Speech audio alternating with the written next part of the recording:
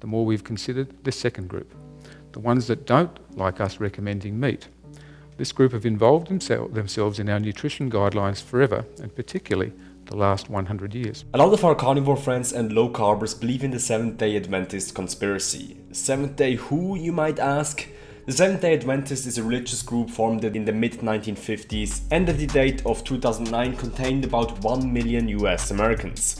I'm not part of this group, and just one day ago I didn't even know how to spell Seventh-day Adventist, if I'm honest. But this goes to show you that I'm not connected to this group at all. Today you will learn the truth about the Seventh-day Adventist Church and how this group really influences our food choices. We will take a look at the talk of Dr. Gary Fettke and address the points one by one.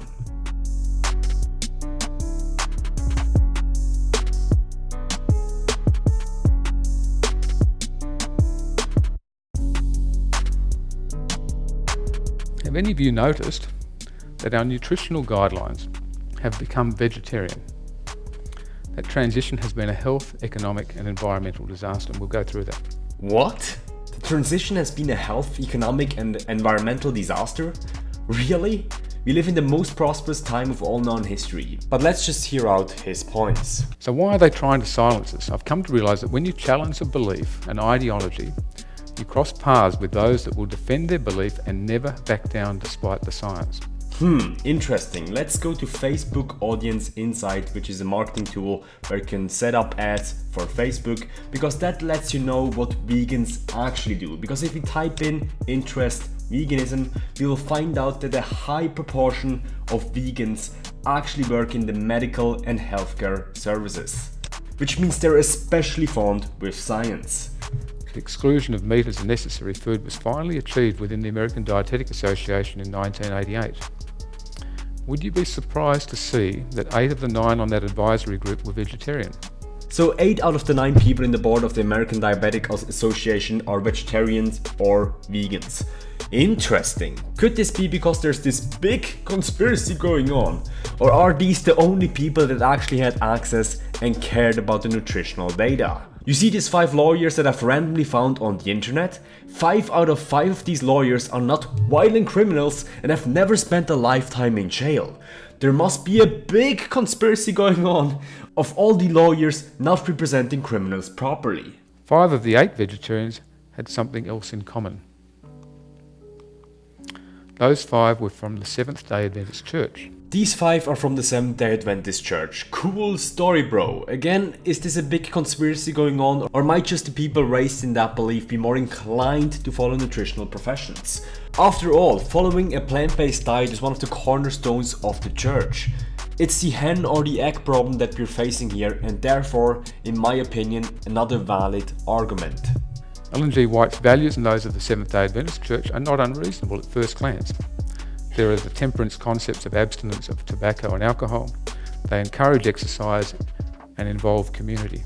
If you need a divine being that is telling you what to do or not, that's your thing. But what matters for me or for the people that you're living with is the choices that you do make. We can't argue that the values of the Seventh-day Adventist Church are actually good. Ellen G. White had some strange ideas about meat, and particularly red meat, which has had worldwide repercussions. Strange ideas about meat. As if preventing the slaughtering of a sentient being is called strange. What kind of world are we actually living in? The issue is that virtually all of Ellen G. White's values arose from visions that started when she was 17. She was a prolific writer. Her writings became the teachings of the church. I think one of the reasons why Ellen G. White's writings were based on vision was because there was no freaking internet to download studies back in the days.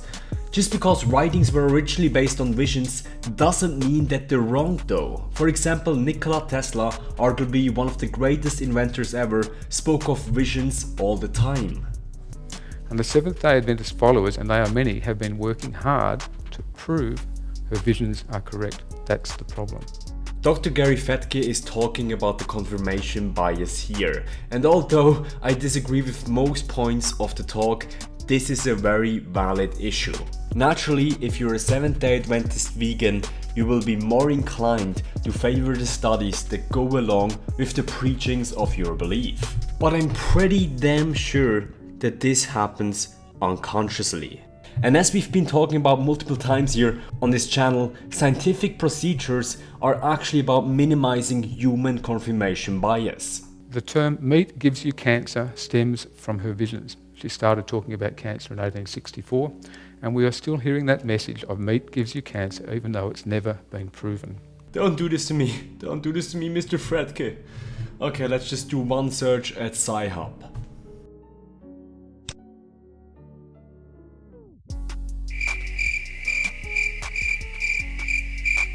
They established the now Sanitarium Health and Wellbeing Company that remains one of Australia and New Zealand's biggest and most trusted companies. The sales of Weet-Bix and similar extend around the world. Oh no!